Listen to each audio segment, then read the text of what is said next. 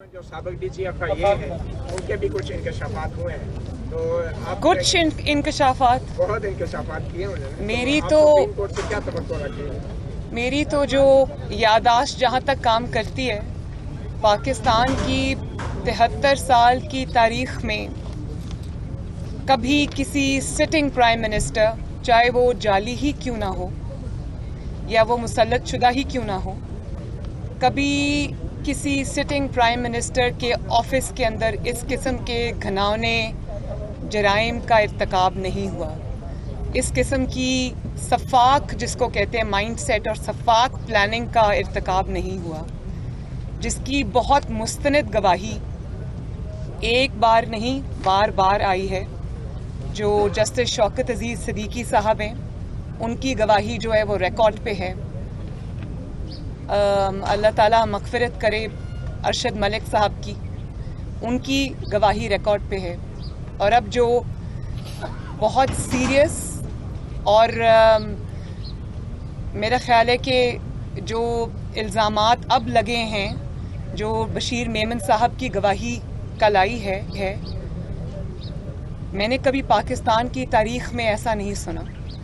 ये तो अब लोगों को समझ आ गई है कि सिसिलियन माफियाज़ क्या होते हैं। ये तो माफियाज़ के जो डॉन्स होते हैं, जो गैंग्स के सरबराह होते हैं, कभी उन्होंने इस किस्म की हरकतें नहीं की जो प्राइम मिनिस्टर्स ऑफिस को इस्तेमाल करके हो रही हैं। और आप इदारों के सरबराहों को बुलाकर उनको आप ये कह रहे हैं कि नवाज शरीफ के ख़िलाफ़ ये मुकदमा करो, उसको गिरफ़्तार करो, मरियम नवाज़ के ख़िलाफ़ ये मुकदमा करो, राना सनाउल्लाह के ख़िलाफ़ ये मुकदमा बनाओ, और अभी तुम गिरफ्तार कर लो सबको, मुकदमा क्या बनाना है ये हम बाद में देखेंगे। ये कभी किसी मुहज़्ज़ब मुल्क में, मुहज़्ज़ब दुनिया में कभी किसी ने ये सुना? कभी इस किस्म की कोई चीज़ कभी किसी ने सुनी? ये तो अकल दंग रह जाती है इंसान की। और मैं ये बता दूं आपको कि मुझसे भी ज़्यादा ये मसला पाकिस्तान के अवाम का है। नवाज शरीफ साहब से ज़्यादा मुस्लिम लीग नून के लीडरान जो इंतकाम का निशाना बने, ये उससे भी ज़्यादा मसला पाकिस्तान के अवाम का है। क्योंकि ये सब पॉलिटिकल इंजीनियरिंग करके, इदारों को इन्वॉल्व करके, उनके सरबराहों को अपने ऑफिस में, प्राइम मिनिस्टर्स ऑफिस में बुला के, डरा के, धमका के उनको ये कहा जाता है कि आप ये करो, और उसका नतीजा अवाम इमरान खान की नालायकी, नाअहली और क़यामत के तौर पे भुगतते हैं। इतनी सारी जो आपने पॉलिटिकल इंजीनियरिंग की है और अपने मुखालिफिन को चुन चुन के आपने निशाना बनाया है, उसका रिजल्ट क्या है? उसका रिजल्ट ये है कि पाकिस्तान पूरी दुनिया में बदनाम होके रह गया। उसका रिजल्ट ये है कि हर महाज पे आप एपिक फेलियर है। हर महाज पे आपको इतनी बड़ी नाकामी और नाअहली का सामना करना पड़ा है कि शायद पाकिस्तान के 73 साल में इस तरह की मिसाल नहीं मिलती। दुनिया में आपकी फ्लाइट्स बैन हो रही हैं, आपके पासपोर्ट्स जो है वो बैन हो रहे हैं, आप कहीं मुंह दिखाने के लायक नहीं है। पाकिस्तान में आपने अवाम के ऊपर महंगाई का अजाब आया हुआ है, लाकानूनियत का अजाब आया हुआ है, गवर्नेंस नाम की कोई चीज़ नहीं है। पाकिस्तान के शहर जो है वो कूड़े के ढेर बन गए हैं। और आपको सुबह उठते हैं और आपकी जो पूरे दिन की कारकर्दगी है वो क्या है? वो यही है कि ऑफिसेज में बुला के लोगों को ये कहना कि फलां को अंदर करो, फलां के खिलाफ मुकदमा बनाओ, नहीं भी बनता तो बुलाओ। और अरब मुल्क के सरबराहों के आप वो दे रहे हैं कि उधर तो वो इस तरह डाल दिया, अंदर तुम भी करो, तुम्हें क्या सोचने की ज़रूरत है? और इससे भी बड़ी बात यह है कि जो जस्टिस काजी फाइज ईसा के साथ हुआ, जिस तरह प्राइम मिनिस्टर हाउस के अंदर बैठकर एक सिटिंग जज के ऊपर, जो कि चीफ जस्टिस बनेगा इंशाअल्लाह ताला आने वाले वक्त में, एक और जो हक और इंसाफ पे चलने वाला जज है, आपने उसके खिलाफ साजिश की बैठकर, आपने कहा उसको गिरफ्तार करो।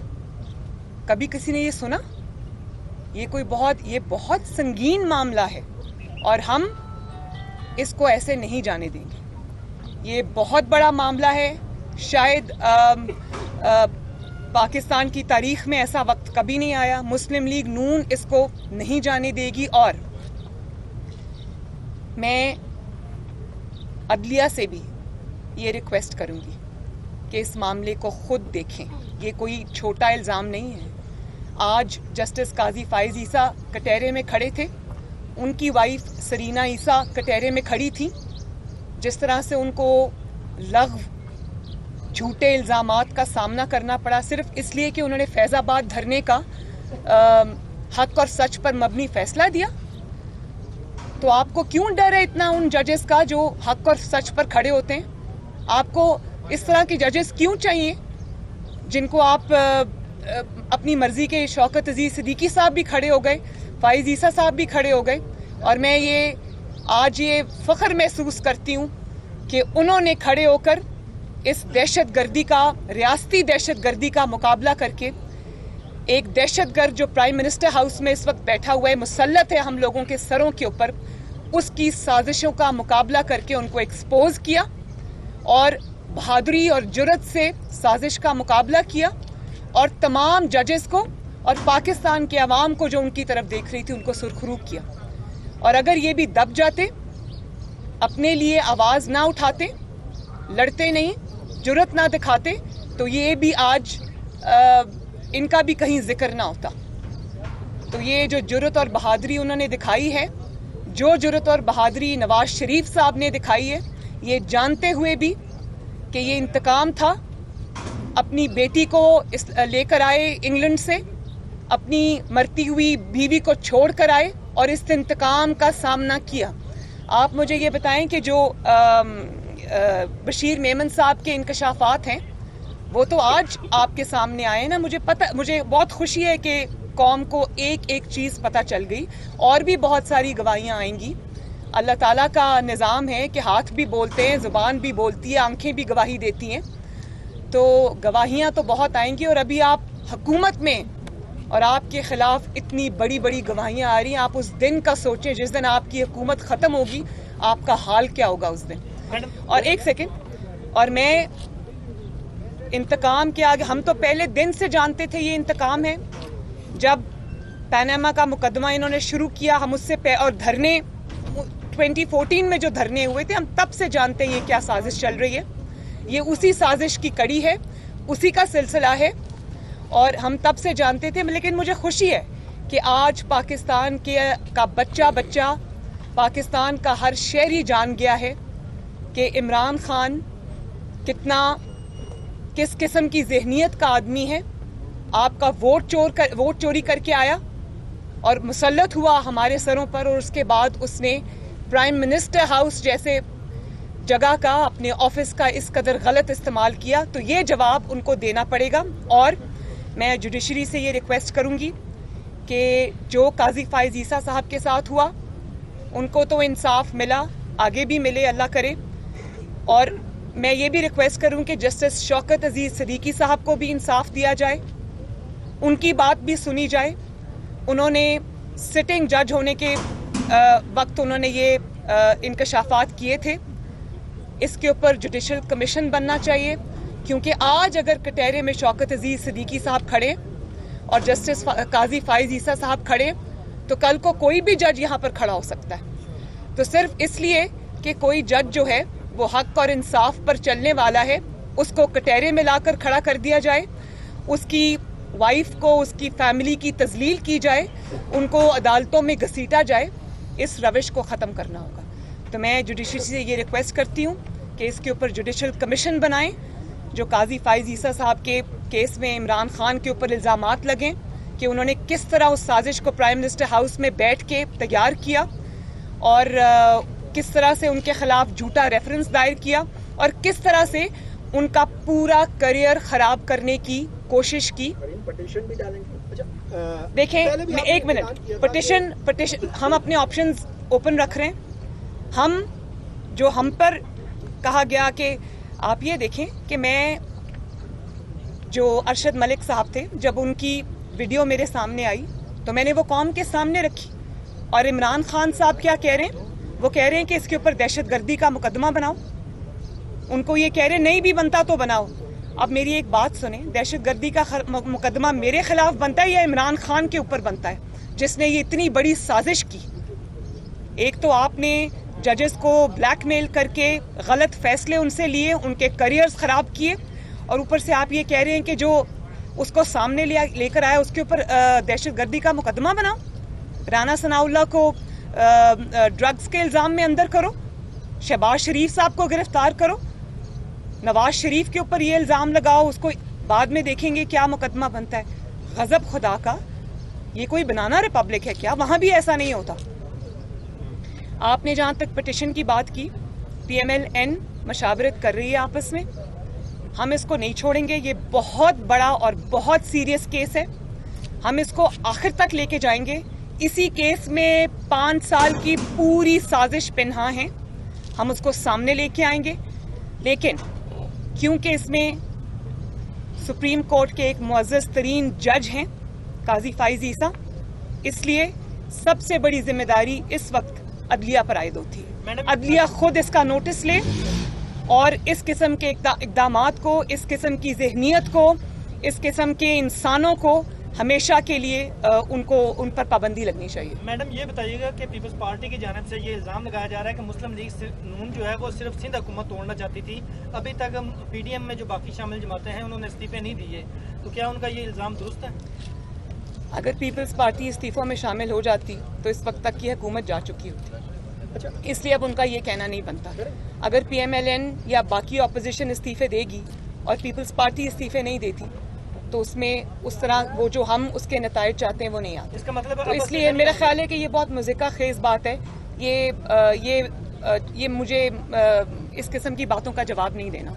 जी मैडम, जब पीपल्स पार्टी और मुस्लिम लीग नून PDM में एक साथ कदम से कदम मिला के चल रही, तो लग रहा था कि दोनों जमातें इकट्ठी आगे भी चलेंगी, लेकिन अचानक से जो कुछ हुआ सेनेट में, उसके बाद अब मुस्लिम लीग नून को कहीं ना कहीं रिग्रेट है पीपल्स पार्टी के साथ इस तरह कदम मिला के चलने पे। इसमें पीपल्स पार्टी और मुस्लिम लीग नून की आपसी ताल्लुकात की कोई इशू नहीं है। सियासी जमातें एक दूसरे के साथ इख्तलाफात के बावजूद भी चलती रहती हैं। यहाँ पर है पाकिस्तान के 22 करोड़ अवाम का मुकदमा, और उस पे मुस्लिम लीग नून, चाहे वो पीपल्स पार्टी हो चाहे वो कोई और जमात हो, उस पे मुस्लिम लीग नून इंशाअल्लाह ताला कॉम्प्रोमाइज़ नहीं कर सकती। ये उनके हकूक़ की जंग है, ये उनको इस नालायक और नाअहल हुकूमत और मुसल्लत शुदा हुकूमत से आज़ादी दिलाने की जंग है, जो उनको इतने बड़े बड़े बिल आ रहे हैं, बिजली के, गैस के, कीमतों में होशरुबा इजाफा रोज़ हो रहा है, अवाम महंगाई में, लाकानूनियत में, गवर्नेंस में पिस रहे हैं, तो उनके साथ इतना बड़ा धोखा मुस्लिम लीग नून कम अज़ कम नहीं कर सकता। अब मौजूदा सूरत हाल में तो ऐसे ही लग रहा है कि जैसे हुकूमत अपने 5 साल पूरे करेगी, क्योंकि PDM की जो जमातें हैं 2 मेन, वो उसमें से निकल चुकी हैं। आपको ऐसा लग रहा है, लेकिन जो इनकी हरकतें हैं, मुझे तो बिल्कुल ऐसा नहीं लग रहा कि ये बजट के बाद भी सर्वाइव कर सकते हैं। जहांगीर तरीन ग्रुप की कल मुलाकात हुई है, इस पे मुस्लिम लीग नून का क्या मौक़िफ़ है?